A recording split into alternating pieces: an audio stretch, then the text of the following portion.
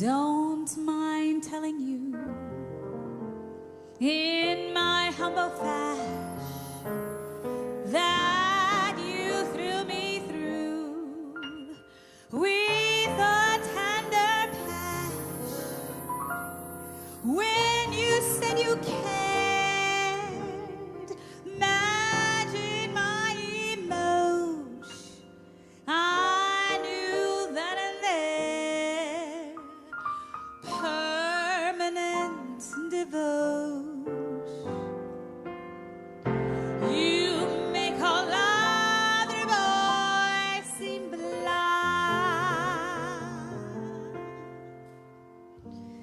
Just you alone fills me with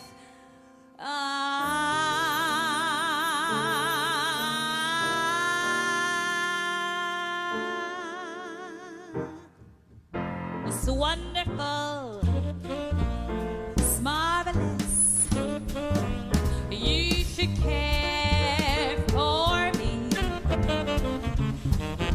Soft nights, it's paradise. It's what I love to see. You've made my life so glamorous. From now on, my heart's feeling amorous. Oh, it's wonderful. It sounds so good. I hate to step on it. Man, that sounds good. But this is talk radio, so I gotta start talking at some point. But I could let that ride. As a matter of fact, let it ride, Mouse. Turn it up, turn it up.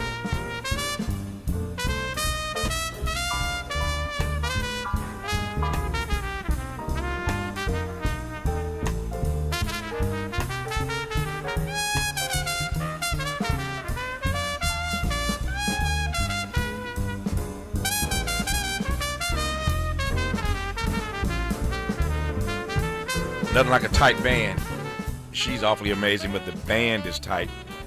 Nate Kinsey, the Tony, Emmy, and Grammy-nominated Juilliard-trained vocalist with a 5-octave range and fluency in 11 languages, joins us right now to talk about her latest single, It's Wonderful, and previews her upcoming run as Dorothy Dandridge. What an honor to have you on this program. Happy New Year. How are you today? Happy New Year, Tavis, Smiley. I am so wonderful. I'm so excited. It's 2026. Let's get it rolling. Let's get it let's get it rolling. Let's get this conversation rolling. Tell me about your particular cover of that song. It is wonderful. An amazing job, as I said. You sound lovely, and the band is tight. But just tell me about your approach to that particular track. Yes, absolutely. I did this show. It was a live concert at the Ella Fitzgerald Festival in Newport News at the Ferguson Performing Arts Center. And a lot of these songs were inspired by Ella herself. You know, I'm a huge fan of her music, her style. My approach was to honor her and her legacy, but then also put our own take onto it to make it our own and be as authentic as possible. So that is our rendition of "Swonderful," which is one of my most favorite songs. And I wanted to make sure that it was on this live concert that turned into our album, Center Stage. Yep. Tell me why Ella, and there's no naivete, of course, in asking that question, but I'm fascinated as an artist, what it is specifically about her that so turns you on. Oh, wow. I love her tone. I love her scatting abilities. I love her energy. I love her style. I love how authentic she is and how real she is and raw she is on stage and on recordings. I there's not enough that I can say about Ella just being such an icon, and she's been inspiring to not just me, but so many other artists that have come after her, and to try and do her justice, to do her legacy justice. We did this album. I was headlining the festival in honor of her. And it's just a real joy and and magical experience when I get to work with such magnificent jazz artists and trying to bring these songs alive, especially when these are jazz songs that have been covered by so many artists. But Ella, she's at the forefront when it Yeah. comes to being able to be a master of it all. She's been departed for some time now. Did you ever get a chance to meet her? I never got a chance Yeah, to yeah, meet yeah. her. Oh, I wish I could No, have. well, Have trust me. you? I met her once. I met her once. I wish I've been in her company a number of times. I mean, I just say to see her perform. But one time, many years ago, I was working for Tom Bradley, the mayor of this great city in L.A. And the National Urban League, the Urban League, the L.A. Urban League, that is, was honoring Mayor Bradley on this particular night. I'm with the mayor, of course, as his aide, and I had the honor that night to sit at a table with Ella Fitzgerald. And so I had Oh my one goodness. night over dinner. So I've turned that story. It's the true story. It was an L.A. Urban League dinner, but I've turned it into I had dinner with Ella Fitzgerald one night. That's the way I tell the story. That I had dinner with her. Actually, there were a bunch of us We're at the going to table. keep that story going. Yeah, exactly. Yeah. That's right. I had dinner with Ella Fitzgerald one night. Actually, there were a Yes. bunch of us at the table, but I was at the table with Ella Fitzgerald, and I literally, just a kid at that time, working for the mayor, but I just sat there and just stared at her all night long, and just sort of took that in. Quincy Jones, it turns out, was a dear friend of mine. I miss Q dearly, and because of Q, I feel like I know Ella because Q, obviously, and Ella were so tight, and I've heard so many Ella stories from Quincy, so I feel like I know her because of my friendship with Quincy. But I met her one time and had a good time that night at that dinner. So let me just ask you how music becomes your muse. A little birdie told me that one of your first musical sparks was being in a church listening to Ave Maria. Is that a true story? Yes, it is a true story. Yeah, tell me the In a story. tiny little Baptist church Hmm. in Havana, Florida, a Wow. very small town outside of Tallahassee. Hmm. I used to stay with my great grandmother every summer. My mom would send me off there because it was important for my mom that I had a relationship with my great grandmother because she raised my mother. So that Hmm. was really her mother. Yeah. And she wanted to make sure that with it being my great grandmother, that I spent as much time as I possibly could before she left this earth. Yep. The debut album is out. It's called Nakinji, Center Stage, live from the Ella Fitzgerald Festival. That project is out. The song you heard, That's Wonderful, is featured, of course, on that album. That's her version. We'll continue our conversation as we come forward, but this is Ella's version. You made my life so glamorous. You can't blame me for feeling amorous. Oh, so wonderful, it's marvelous that you should care for me. More honesty than you can handle. More empowerment than you can imagine. You're tuned in to Tavis Smiley.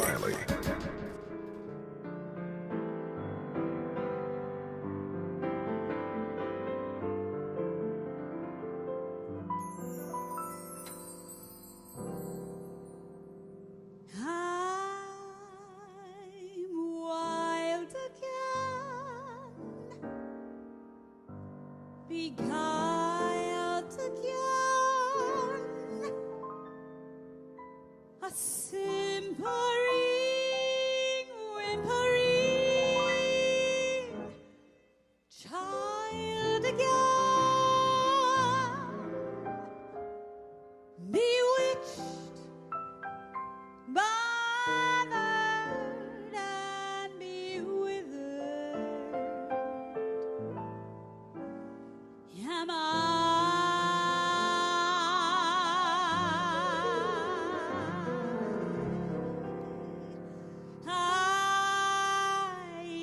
couldn't sleep and wouldn't sleep till love came and taught me I shouldn't sleep. Bewitched, bothered,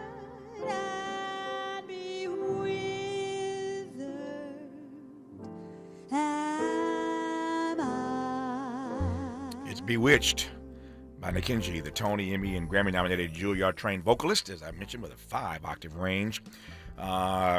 We are delighted to have her on this program. Her latest project is called Nikinji Center Stage, live from the Ella Fitzgerald Festival, and we are talking in a moment here about her upcoming run as Dorothy Dandridge, but she has done a pretty good job honoring Ella Fitzgerald on this particular piece of work. Once again, it's called Nikinji Center Stage, live from the Ella Fitzgerald Festival. Again, just thrilled to be in conversation with her. Of all, clearly you could sing you could sing the phone book if you wanted to. How did this particular genre of music become your lane?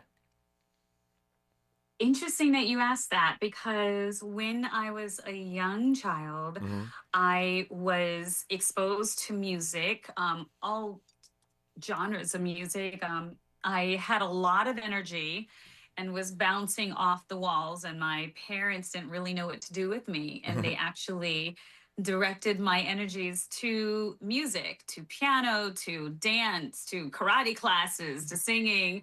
And when I learned how to sing the proper way of singing, it was at Harlem School of the Arts. I was a scholarship student, couldn't afford, a class at all. They put me on scholarship. They saw something in me. And one of the very first songs that I learned was Bewitched. Bewitched was the first jazz song that I learned. And fast forward, that was when I was 12 years old. So fast forward now to 2025, 26, when I was able to take advantage of that special moment of making this the single from this album. This is my very first jazz album. And so I just wanted to make sure that I made sure that Bewitched was the first song, because that was the first song I ever learned and got introduced to that genre of music. The ebbs and flows of life are amazing to me, how that ends up being the first song you learn, and all these years later you get a chance to put on an album honoring Ella.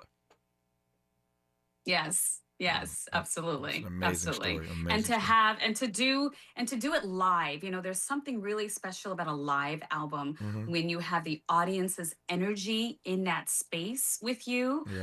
There's a song that I have on there, Minnie the Moocher, where we're honoring Cab Calloway, and we get the audience to participate. So you hear all of that in the album. And to do a live album, it was exciting and also a little nerve-wracking, because you're like, if I make any mistakes, that's it. That's what's going to be on there. But I had such a great mixer and master, Tony Shepard. He mixed and mastered this album to make it so in front of your ears and your eyes, and just feeling like you're right there with us. And so I'm just really blessed to have a wonderful team that I got to work with. We had Dale Love Harriet on piano, Winard Harper on drums, Lonnie Plaxico on bass, Aris Doce Jr. on the saxophone, and James Gibbs III on trumpet. Yep. No, when you go live, you better come with it. And she brought it when she recorded this album again. Nikinji is center stage, live from the Ella Fitzgerald Festival. Our remaining moments with her, we'll talk about her upcoming run as Dorothy Dandridge. You're listening, and I'm glad about it, to Tavis Smiley. Helping to make you the most knowledgeable person in your circle of friends. This is Tavis Smiley. Tavis Smiley and Nikinji, the Tony, Emmy, and Grammy-nominated artist. Pleased to have her on this program. Once again, the project is called Nikinji Center Stage, live from the Ella Fitzgerald Festival. I've got 2.5 minutes left. I want to give it all to you. Tell me about this upcoming run as Dorothy Dandridge. Yes, absolutely. This is a world premiere performance at the Axelrod Performing Arts Center in Deal, New Jersey. It's right by Asbury Park, about an hour and 10 minutes away from New York City. And we are doing the final production. It's part of our developmental show, developing the show before we take it commercially. A lot of people don't understand or realize the years and developmental process that goes into these musicals, because it goes into, before it comes to Broadway or West End London. But our eyes are set on West End London after this. We have a cast of 17 singers and dancers. We are so grateful to have this opportunity. We are going to be doing music by Shelton Becton, who's a Grammy Award winning composer. We have two-time Emmy winner Trey Ellis on the book, and both Shelton and Trey are the co-lyricists. I'm the conceiver of this. Ray Mercer is our choreographer. Christina Sajou is directing this alongside with me. And we have some amazing production teams around us. We originated this at Carnegie Hall. This is when we first introduced this to the world. It got 2 nights sold out at Carnegie Hall. That's when I realized that I was on to something that was commercial.